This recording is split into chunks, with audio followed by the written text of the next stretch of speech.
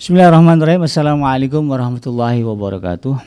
Innal hamdalillah nahmaduhu wa nasta'inuhu wa nastaghfiruh wa na'udzubillahi min shururi anfusina wa min sayyiati a'malina may yahdihillahu fala mudhillalah wa may yudlilhu fala hadiyalah. Asyhadu an la ilaha illallah wahdahu la syarikalah wa asyhadu anna Muhammadan abduhu wa rasuluhu la nabiyya ba'dah. Allahumma shalli wa sallim ala hadzal nabiyil karim wa ala alihi wa ashabihi wa man tabi'ahum bi ihsanin ila yaumiddin. Wa qala Allah Ta'ala fi kitabihil karim ya ayyuhallazina amanu taqullaha haqqa tuqatih wa la tamutunna illa wa antum muslimun ya al-haq adkhilna mudkhala sidqin wa akhrijna mukhraja sidqin wa ja'alna min ladunka sultanan nasira ja'al haq wa zahaqal batil innal batila kana zahuqa. Rabbi shrah li sadri wa yassir li amri wa hlul 'uqdatam min lisani yafqahu qawli. Allahumma ighfir lil muslimina wal muslimat fi Palestina wa fi kulli makan. Allahumma ansur ikhwanana al-muslimina wal mujahidina fi Filistin wa fi kulli makan ya aziz ya jabbar ya rabbal alamin, amma ba'd. Alhamdulillah, segala puji dan syukur adalah milik Allah, Tuhan semesta alam yang telah menciptakan kita, dan karena rahmat dari Allah kembali kita dipertemukan di udara di channel iDream TV dalam program Tarbiyatul Aulad fil Islam ya. Semoga apa yang nanti kita dengar, apa yang Anda sahabat ini mendengar, apa yang saya sampaikan bermanfaat dunia akhirat bagi kita semuanya. Tidak lupa kita baca salawat dan salam. Allahumma salli ala Sayyidina Muhammad wa ala ali Sayyidina Muhammad. Assalamualaikum ayuhan Nabi wa rahmatullahi wabarakatuh. Semoga Allah terima salawat dan salam kita dan dilimpah curahkan kepada para nabi dan para rasul, wabil khusus ya Rasulullah Muhammad sallallahu alaihi wasallam. Dan semoga kita termasuk orang yang akan berbahagia bertemu dengan Allah dalam keadaan sejahtera, dijauhkan dari api neraka, dimasukkan ke dalam jannah surga, dipertemukan dengan Rasulullah SAW di tepi sebuah telaga yang sangat indah, di bawah sebuah pohon yang sangat rindang, insyaallah, amin ya rabbal alamin. Sahabat iDream yang dirahmati Allah dimanapun Anda berada, melanjutkan kajian kita dalam program Tarbiyatul Aulad fil Islam atau pendidikan anak di dalam Islam. Kita akan membahas kembali apa yang dipaparkan oleh Syekh Dr. Abdullah Nasirwan, dan untuk kali ini tema yang akan saya angkat adalah rahasia kemajuan dan rahasia peradaban dan kemajuan ilmu pada kaum muslimin. Kenapa ini penting? Untuk memotivasi kita semangat di dalam mengajarkan anak-anak kita dalam berbagai bidang. Artinya ketika kita mengetahui apa yang menjadi rahasia-rahasia kemajuan peradaban dan ilmu pengetahuan pada kaum muslimin, sebagaimana yang telah dibuktikan oleh sejarah, maka insyaallah kita akan termotivasi untuk kembali mengulang kejayaan kaum muslimin di masa lalu. Karena kalau berbicara sejarah luar biasa pada abad ke-7 dari abad ke-6, bahkan dari abad ke-6 Masehi hingga abad ke-6 atau ke-7 Masehi hingga abad ke-12. Itulah puncak-puncaknya ke peradaban dan kemajuan kaum muslimin di Spanyol dan juga di Kufah atau di wilayah Irak. Di Spanyol ada Daulah Bani Umayyah, kemudian di Irak ada Daulah Bani Abbasiyah. Keduanya menunjukkan bagaimana Islam tidak mengungkung manusia untuk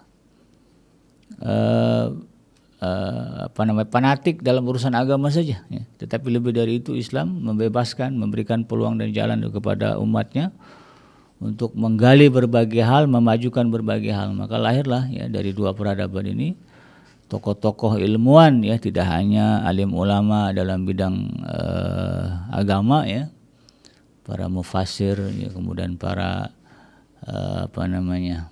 fuqaha. Lebih dari itu, di dua masa peradaban ini lahir juga ilmuwan-ilmuwan dalam bidang sains, ada kedokteran, ada fisika, kimia, ada geografi. Kalau kita telusuri peradaban modern hari ini itu digagas oleh mereka yang lahir pada abad itu. Dari dua daulah ini, daulah Bani Umayyah di Spanyol, di Eropa, dan juga daulah Bani Abbasiyah di wilayah Jazirah Arab. Nah, dan redup ya, sampailah kemudian di mana kaum muslimin dijajah ya oleh bangsa barat, dan sampai sekarang kita sedang berusaha untuk bangkit kembali ya, membangun peradaban kita yang sempat hilang begitu ya. Maka ini harus menjadi motivasi khusus bagi kita di dalam mendidik anak-anak kita. Jadi semangatnya, spiritnya adalah bagaimana kita bisa mempersembahkan yang terbaik dalam urusan pendidikan kepada anak-anak kita, dengan harapan mereka akan lahir menjadi pribadi yang baik, pribadi yang saleh, dan itu investasi. Sebagaimana yang disebutkan dalam sebuah hadis ya, yang dinukil ini oleh Syekh Dr. Abdullah Nasirwan ya, dalam hadis yang diriwayatkan oleh Imam Muslim ya, idza mata ibnu Adam in qata'a amaluhu illa min salas ya. Kalau mati anak Adam maka putuslah ya, semua amalnya kecuali 3 ya, shadaqatin jariyah, sedekah jariyah, au ilmin yantafa'u bih, atau ilmu yang kemudian mendatangkan manfaat ya, au waladin salihin yad'ulah, atau anak yang baik, anak yang soleh yang mendoakan dia. Nah, jadi kebaikan-kebaikan anak soleh itu pahalanya tetap mengalir ya, kepada kita orang tuanya, walaupun kita sudah meninggal, sudah berpisah dengan mereka, kita sudah beda alam, kita sudah jadi penduduk langit begitu ya, anak kita masih jadi ya, penduduk bumi, itu masih ada koneksi ya. Apalagi kemudian dia mendoakan ya, doanya nyampe ya. Kalau dia minta kepada Allah, ampuni orang tua saya Allah, maka dosa kita akan digugurkan oleh Allah Subhanahu wa taala walaupun kita sudah meninggal. Inilah yang kita harapkan dari perjuangan kita untuk memenuhi kewajiban mengajarkan ya, ilmu kepada anak-anak kita. Lalu apa yang menjadi rahasia ya, dari kemajuan peradaban dan ilmu pengetahuan kaum muslimin ya, di masa lampau ya, dan tentu ini juga akan menjadi tonggak kemajuan kaum muslimin di masa yang akan datang. Setidaknya ya, kalau dilihat dari apa yang ditulis oleh Syekh Dr. Abdullah Nasirwan ya, ada 5 ya. Ada 5 yang menjadi rahasia bagaimana ya Islam dan kaum muslimin ini bisa memajukan ya, peradaban dan juga ilmu pengetahuan. Nah, yang pertama ya, ini mudah-mudahan jadi motivasi bagi kita. Yang pertama, kata Syekh Dr. Abdullah Nasirwan adalah rahasia itu tersimpan dalam prinsip-prinsip yang telah ditegakkan di dalam firman-firman Allah Subhanahu wa taala, ya Al-Qur'an berarti ya. Karena ya Islam merupakan ruh ya dan juga materi ya, agama dan juga dunia ya, ibadah dan juga muamalah ya, hukum sosial dan juga hukum duniawi yang mempunyai pengaruh yang nyata di dalam membangun peradaban manusia. Jadi kalau berbicara Islam jangan parsial ya, tapi harus global ya. Harus sempurna. Jadi jangan memandang Islam hanya dari segi katakanlah Al-Qur'annya lalu mengabaikan hadis. Al-Qur'an hadis itu sepaket. Sebagaimana yang disebutkan oleh Rasulullah sallallahu alaihi wasallam ya. Taraktu fikum amrayni ma in tamassaktum bihima lan tadillu abada, kitabullahi wa sunnat Rasul. Ya, kalian tidak akan tersesat ya, aku tinggalkan kepada kalian 2 perkara dan kalian tidak akan tersesat selama kalian berpegang kepada 2 perkara itu, yaitu kitab Allah wa sunnah Rasul ya, kitabnya Allah dan sunnahnya Rasul, Al-Quran dan sunnah Rasulullah sallallahu alaihi wasallam. Dan di dalam Al-Quran ya, dalam Islam juga terkandung apa yang sifatnya ruh dan juga materi ya, makanya ada ibadah ruhiyah ya, ada ibadah jasmaniyah ya, ada ibadah amaliyah, itu kan diajarkan semua. Tidak semata-mata ibadah itu hanya menghadap Allah ya, mementingkan urusan rohani, tidak. Ada juga ibadah jasmaniyah ya, misalnya kita pergi haji ya, itu kan ibadah jasmaniyah, bergerak, berjalan, melempar ya, tawaf ya. Ada juga ibadah maliyah, ibadah harta ya, sedekah ya. Itulah Islam, jangan dipandang separuh-separuh, sebagian-bagian saja. Dan Islam juga tidak hanya membicarakan masalah ibadah. Islam juga berbicara tentang muamalah ya. Tidak hanya berbicara hukum sosial ya, tapi juga berbicara hukum duniawi, hukum ukhrawi, yang semuanya itu ya memiliki pengaruh yang nyata di dalam membangun peradaban manusia. Jadi kalau mungkin pemikiran manusia ya sifatnya parsial, ya separuh-separuh. Tapi kalau sudah sumbernya daripada agama ajaran Islam maka sempurna. Semuanya dipikirkan, semuanya sudah ada pelandasan gagasannya. Bahkan mungkin pada sebagian orang menganggap itu hal sepele. Masa iya itu jadi kunci perubahan? Nah, tapi faktanya memang hal yang kecil-kecil yang diajarkan di dalam Islam itu memberikan dampak yang sangat besar terhadap kemajuan dan peradaban manusia. Ya, contoh ya mungkin dalam ajaran Islam ya diajarkan kesucian, kebersihan salah satunya ya, kalau sudah buang air gitu ya, buang air kecil atau buang air besar harus berhadas, bersuci ya. Jadi ya dari hal ini saja ya, kalau umat Islam ya, kalau manusia katakanlah begitu mengamalkan ini ya, setiap buang air kecil, setiap buang air besar dia pastikan bersih kembali, suci kembali karena dia harus sholat ya menghadap Allah Subhanahu wa taala. Maka banyak aspek yang dia dapat ya, dari segi rohani ya, ibadahnya diterima karena badannya suci bersih. Dari sisi jasmani dia sehat, dia terhindar dari penyakit.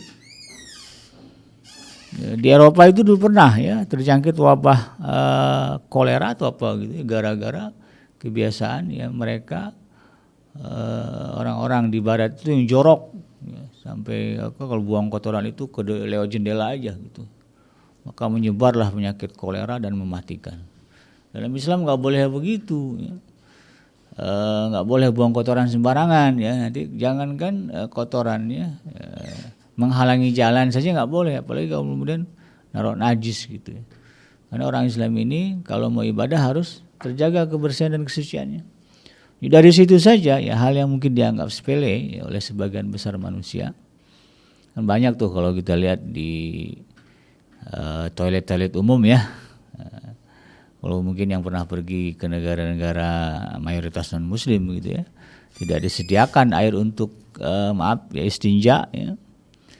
Ya paling kalau buang air besar ada tisu gitu ya. Bagi sebagian kita kan repot ya, istinja atau cebok pakai tisu gitu kan. Itu kelihatan sekali gitu kan.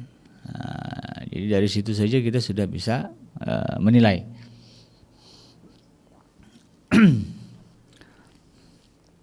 Nah, dan bukti itu semua sebagaimana yang Allah Subhanahu wa taala firmankan di dalam surah Al-Qasas, surah yang ke-28 ayat yang ke-77 ya. Surah Al-Qasas ya, surah yang urutannya ke-28 ayat yang ke-77. Allah Subhanahu wa taala menegaskan, a'udzubillahi minasyaitonirrajim wa bataghi fima atakallahu darul akhirah wa la tansa nasibaka minad dunya. Dan carilah ya apa yang telah dianugerahkan Allah kepadamu, kebahagiaan negeri akhirat ya. Wa la tansa nasibaka minad dunya, tapi jangan juga kalian abaikan, kalian cuekin gitu ya. Kalian lupakan nasibaka minad dunya, bahagian dari kenikmatan dunia. Ya. Jadi ini merupakan satu prinsip ya bagi kaum muslimin di dalam kehidupannya. Ya, jadi hidup itu harus balance. Nah, ya, jadi jangan berada sebelah ya. Menyibukkan diri dengan ibadah lalu kemudian mengabaikan urusan dunia, itu tidak dikehendaki oleh Allah Subhanahu wa taala. Yang Allah kehendaki ya dua-duanya digarap ya. Ya, keselamatan akhirat jadi yang utama ya, dan kemudian kebaikan dunia juga menjadi garapan kita. Nah, ya. Jadi memang prinsipnya kita harus mikirnya akhirat, nah, itu patokan kita. Jadi kalau ngapa-ngapain itu kira-kira saya selamat gak di akhirat gara-gara urusan ini, nah, itu patokannya kan. Nah, kalau selamat maka bisa tuh ya apa yang mau kita garap, bisnis kah, ya, pekerjaan kah, ya apa saja. Itu yang kemudian kita harus perhatikan. Jadi Islam menghendaki ya, kaum muslim ini ya, seimbang ya, dinamis ya, menghadapi kehidupan ini, mementingkan ya, atau mengerjakan apa yang apa yang Allah berikan ya dari anugerah, dari akan Allah menganugerahkan kita banyak nih ya, fisik kita, rohani kita, jasa, harta, ya, kesehatan, semua kan Allah berikan. Dan itu Allah kehendaki dimaksimalkan untuk kebaikan dunia dan juga akhirat.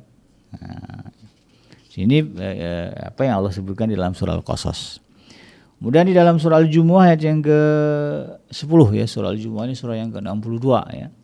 Allah Subhanahu wa taala juga memberikan satu prinsip dan gambaran yang ini juga mengacu kepada konsep tadi ya, konsep tawazun, keseimbangan di dalam menjalani kehidupan ya. Fa idza qudiyatis shalatu fantashiru fil ardi wabtaghu min fadlillah. Wazkurullaha katsiran la'allakum tuflihun. Kalau sudah dilaksanakan salat, dalam konteks ayat ini salat Jumat ya. Tapi kalau ditarik secara umum ya salat apa saja. Ya, salat wajib lah paling tidak kan. Ya, fa idza qudiyatis shalah, kalau sudah selesai salat, fantashiru fil ard, maka bertebaranlah kalian di muka bumi. Wabtagu min fadlillah, carilah karunia Allah. Ya. Wazkurullaha katsiran la'allakum tuflihun, dan jangan sampai lalai dari mengingat Allah di dalam mencari karunia Allah. Jadi sambil kerja ingat juga ya Allah, karena Allah ini bagian dari penjamin keselamatan kita di akhirat. Ya, kalau kita zikrullah yang enggak putus kerja, maka insya Allah akan ada lindungan dari Allah Subhanahu wa taala. Ya. Bisnis ya enggak putus zikrullahnya, ingat Allahnya, maka akan Allah jaga dari harta-harta yang diharamkan. Karena kita sudah menggantungkan diri kepada Allah Subhanahu wa taala. Ini mau bisnis ya Allah ya.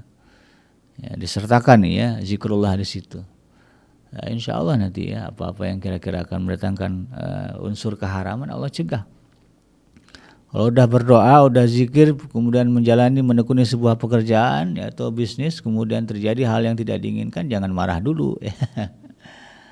Wah rugi nih gitu. Kemudian gimana sih udah baca doa ya, udah zikir kok rugi juga. Ya, jangan langsung memponis begitu dan menyalahkan apa yang sudah kita lakukan ya. Ya bisa jadi itu bagian dari Allah menjaga kita dari yang haram sehingga kemudian kita jadi rugi. Nah, ya. Sebagai contoh saja. Jadi salat kerjakan ya. Ikhtiar bekerja berusaha juga dikerjakan. Jadi bukan bagian dari ajaran yang dikehendaki Allah ya duduk 24 jam di masjid ya, di atas sejadah. Tidak ya. Ya. Di atas sejadah ada waktunya ya, paling kurang 5 waktu yang wajib itu ya. Dari maghrib, subuh, maghrib, isya, subuh, zuhur, asar. Itu waktu yang wajib ya. Di luar itu ya, selesai sholat subuh ya sampai sholat zuhur itu kan ada jeda ya. Maka manfaatkan, gunakan untuk mencari karunia Allah Subhanahu wa taala, mencari rezeki yang halal ya. Mencari ilmunya gitu ya. Pergi ke majelis ta'lim ya, dan sebagainya. Itu yang Allah kehendaki ya. Itulah yang menjadi rahasia kenapa kemudian umat Islam ini secara peradaban dan juga keilmuan mengalami kemajuan ya, karena tidak ada kungkungan. Islam tidak menghendaki umatnya menjadi rahib ya, tidak ada kerahiban ya di dalam Islam ya. Artinya harus berada di di masjid aja gitu kan, laki perempuan tuh enggak ya. Tapi lebih dari itu juga diperintahkan untuk kemudian keluar dari tempat ibadah dan mencari anugerah ya atau rezeki karunia dari Allah Subhanahu wa taala. Yang kedua ya, yang menjadi rahasia dari peradaban dan kemajuan ilmu ya di kalangan kaum muslimin menurut Syekh Dr. Abdullah Nasirwan adalah ya, karena Islam menyeru kepada persamaan hak manusia. Nah, ya. Jadi Islam itu menekankan konsep keadilan. Jadi di dalam Al-Quran Allah Subhanahu wa taala menegaskan inna akramakum indallahi atqakum ya. Yang paling mulia di antara kalian kata Allah Subhanahu wa taala adalah yang paling bertakwa. Jadi bukan yang paling cantik, yang paling tampan. Ya, inilah menunjukkan bahwa Islam itu adalah agama yang inklusif ya, agama yang terbuka,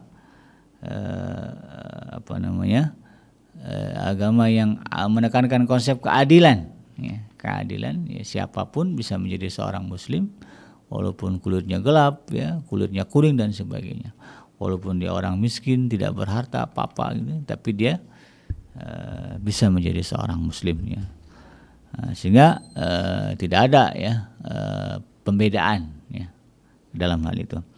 Nah, kemudian yang ketiga ya, apa yang menjadi rahasia dari kemajuan peradaban dan ilmu pengetahuan atau sains di kalangan muslim ya. Menurut Syekh Dr. Abdullah Nasilwan adalah Islam adalah agama yang terbuka ya dan bersifat saling mengenal ya, setiap bangsa-bangsa dan umat. Dalam hal ini artinya Islam adalah agama yang bersifat humanis ya, menjunjung tinggi nilai-nilai kemanusiaan. Jadi dalam Islam ya, siapapun ya asal dia manusia ya, dia bisa menjadi seorang muslim ya, bahkan jangan manusia jin juga bisa gitu ya. Ini sebagaimana Allah firmankan di dalam surah Al-Hujurat yang ke-13 ya ayuhan nas, kata Allah Subhanahu wa taala, ya ayuhan nasu inna khalaqnakum min dzakarin wa unsa wa ja'alnakum syu'uban wa qaba'ila lita'arafu. Jadi ketika Allah Subhanahu wa taala menciptakan manusia dengan ragam yang banyak ini, dengan bentuk yang banyak ini, ada tujuannya. Apa tujuannya? Agar mereka saling mengenal. Jadi adanya keragaman ya, kebinekaan dalam kehidupan kita sebagai sebuah bangsa, sebagai warga negara. Di situ ada message yang Allah sisipkan kepada kita agar kita kemudian tidak menutup diri terhadap orang yang berbeda dengan kita, tapi justru membuka diri. Ya, makanya Rasulullah SAW itu tidak anti kepada orang kafir, ya beliau hanya anti kepada kekafiran, tetapi orangnya beliau tidak anti. Makanya ada hadis-hadis ya, riwayat-riwayat menyebutkan bagaimana beliau bermuamalah juga dengan orang-orang yang bukan Islam. Kalaupun dalam sejarah misalnya Rasulullah SAW memerangi orang-orang Yahudi bukan karena keyahudiannya ya, tetapi karena mereka mengingkari perjanjian. Karena mereka melanggar hukum. Jadi selagi orang di luar muslim itu tidak melanggar hukum, baik hukum kemanusiaan ya, atau juga hukum yang sudah disepakati ya, maka tidak ada ya, hak bagi kita untuk mengganggu mereka atau mencela mereka. Tapi justru harus dijaga. Tapi kalau itu sudah dilanggar, terjadi pelanggaran, nah itu yang kemudian ditindak ya. Dalam cerita bagaimana Rasulullah SAW ya menghukum orang-orang Yahudi ketika perang Ahzab ya, karena ketika itu ya Rasulullah SAW dan kaum muslimin sudah dikepung ya sama orang kafir Quraisy ya yang sudah bersekutu ya dengan kekuatan yang sangat besar untuk membantai, membasmi kaum muslimin. Dan di dalam kota Madinah ada orang-orang Yahudi yang notabene mereka adalah orang-orang yang bukan Islam ya. Dan Rasulullah kemudian menekankan perjanjian. Kalian berada di dalam kota itu kan. Nah, kalian mau gimana itu kan. Ya, yang jelas kami tidak mau diperangi oleh kalian. Jadi kalian itu adalah kami anggap sekutu kami kan begitu. Nah, jadi tidak ada kamu jangan sampai nyerang kami. Dan ternyata prakteknya justru kemudian orang-orang Yahudi ini menyerang ya kaum muslimin dari dalam. Menyalahi kesepakatan. Maka dari situ kemudian Rasulullah memutuskan orang-orang ini dihukum ya, yang laki-lakinya dihukum pancung semua. Karena besar ya kesalahan mereka di situ. Ya bukan karena mereka Yahudinya, tapi karena pelanggaran yang mereka buat. Nah, ini yang kemudian kita harus pahami ya. Dan ini yang menjadi dasar kenapa, menjadi rahasia kenapa kemudian Islam menjadi maju. Kalau kita lihat bagaimana asimilasi budaya pada masa daulah Bani Umayyah dan juga Bani Abbasiyah ya, dengan peradaban Barat, di mana mereka kemudian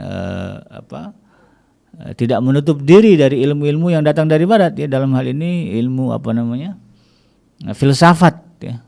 Kan sudah ada buku-buku catatan pemikiran-pemikiran orang Barat. Kemudian masuk ke dalam dunia Islam, terjadi asimilasi budaya gitu kan, pemahaman semuanya.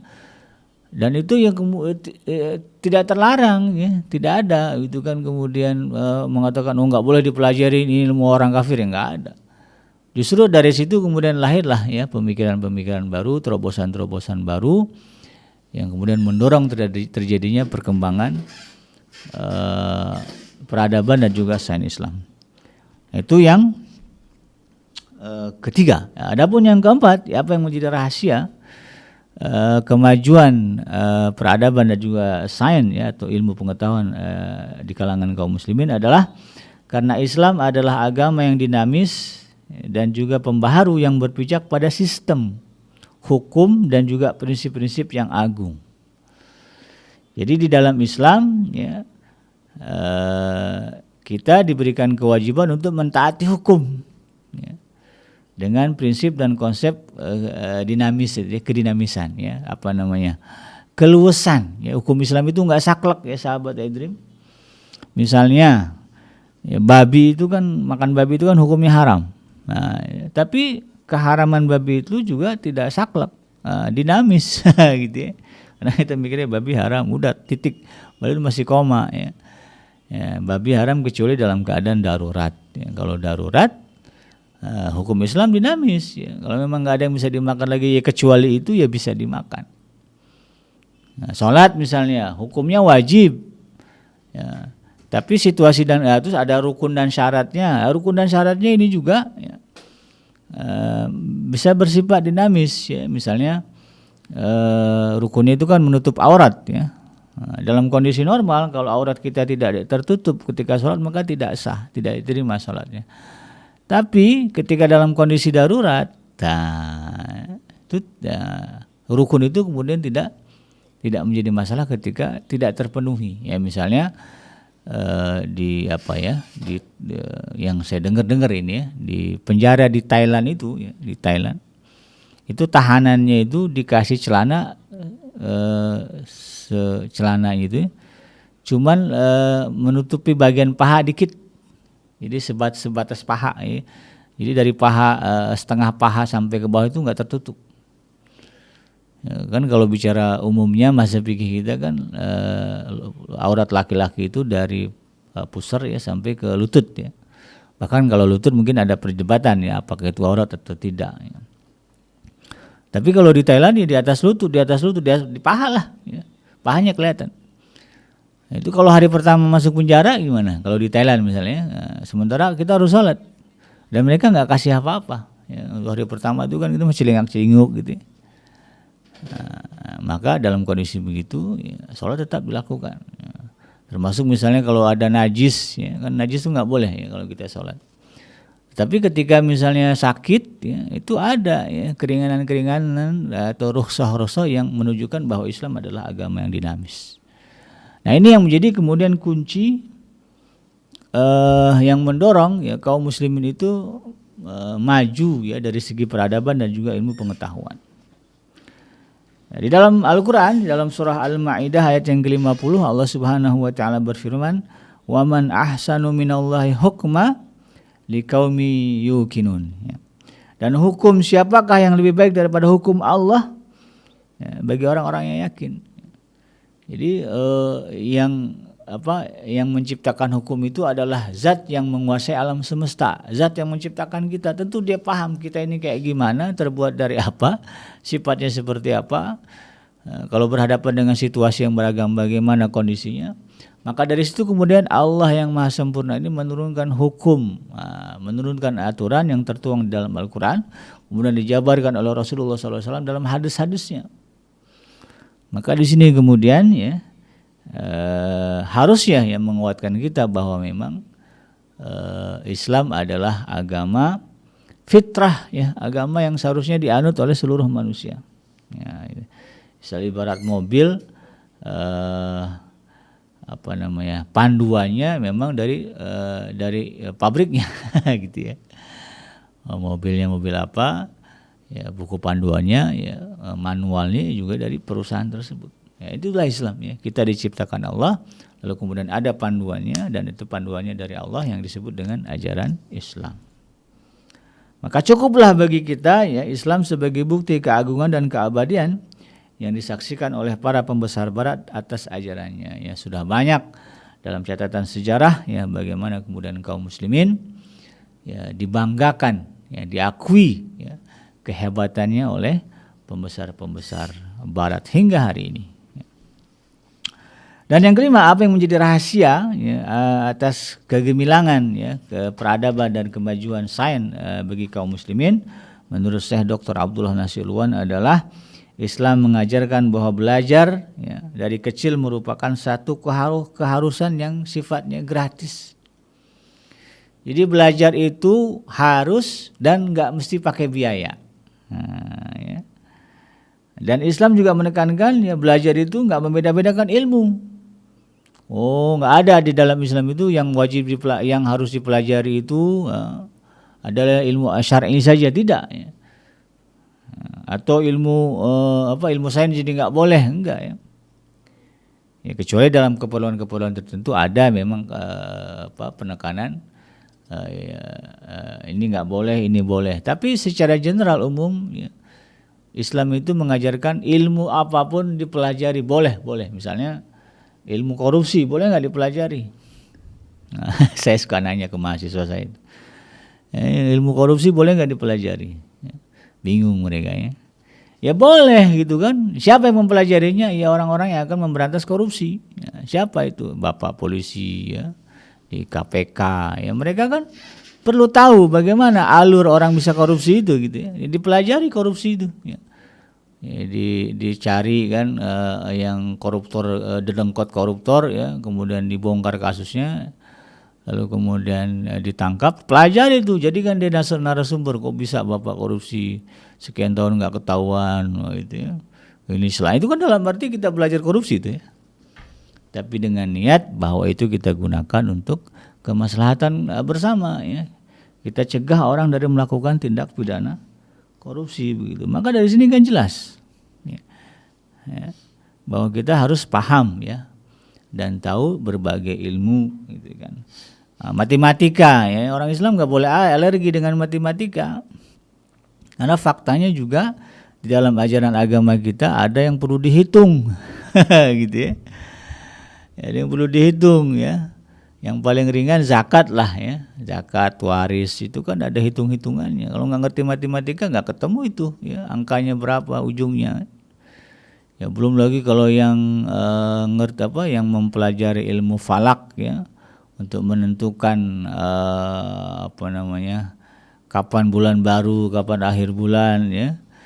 Kemudian ilmu hisab ya, kemudian penentuan tanggal, jam ya, itu kan ada ilmunya, ada angka-angkanya gitu ya. Maka harus dipelajari matematikanya, fisikanya, kimianya ya. Sekarang orang Islam nih orang Islam kan udah tersebar di mana-mana, mau pergi haji misalnya. Mau pergi haji kan nggak mungkin jalan kaki, jauh kalau dari Indonesia. Ya. Perlu transportasi yang cepat. Maka orang Islam harus tahu bagaimana teknologi pesawat. Ya. Alhamdulillah kita sudah punya pakar pesawat ya, dan diakui oleh dunia ya, almarhum Bapak mantan presiden kita ya, Bapak B.J. Habibie gitu kan. Itu kan luar biasa ya. Ada pabriknya sekarang ya. Nah, ini harusnya dikembangkan oleh kaum muslimin sehingga kita bisa bikin pesawat sendiri gitu ya. Dengan niat apa? Mempermudah transportasi kaum muslimin yang mau ibadah ke tanah suci. Nah, suruhlah anak-anak kita tuh ya, jadi ahli penerbangan, belajar ya, bagaimana bikin pesawat ya, support begitu ya, pemerintahnya juga menyupport ya, insya Allah. Udah ada contohnya, tinggal dikembangkan. Dalam hal ini Rasulullah SAW pernah bersabda, talabul ilmi faridatun ala kulli muslimin ya, yang namanya belajar kata Rasulullah SAW itu sifatnya fardhiyah, wajib. Nah, ya, bagi setiap muslim. Nah, jadi kita nggak bisa ngelak untuk belajar. Jadi niatkanlah apa yang kita pelajari ya, bagian dari memenuhi kewajiban yang dibebankan oleh Rasulullah SAW ya, dalam hadisnya ini ya kepada kita. Insya Allah itu jadi nilai tambah ketika kita mengharapkan syafaat ya dari Rasulullah SAW. Demikian sahabat Adrim yang dirahmati Allah, 5 hal yang disebut Syekh Dr. Abdullah Nasilwan sebagai kunci atau rahasia kemajuan peradaban dan juga ilmu pengetahuan di kalangan kaum muslimin ya. Semoga ini menjadi basic bagi kita yang memotivasi ya, basic pengetahuan kita yang memotivasi kita untuk mendorong anak-anak kita menjadi pakar-pakar dalam berbagai bidang ya. Supaya kita nanti ya, bisa kembali mengulang kejayaan dan kegemilangan kaum muslimin di masa lalu. Demikian sahabat Dream yang dirahmati Allah dimanapun Anda berada, mudah-mudahan bermanfaat. Yang benar datangnya dari Allah Subhanahu wa Ta'ala, dan yang salah semata-mata lahir dari kealfaan dan kehilapan saya pribadi. Saya Bikanji pamit undur. Subhanaka Allahumma rabbana wa bihamdika asyhadu an la ilaha illa anta astaghfiruka wa atubu ilaik. Walhamdulillahi rabbil alamin. Wassalamualaikum warahmatullahi wabarakatuh.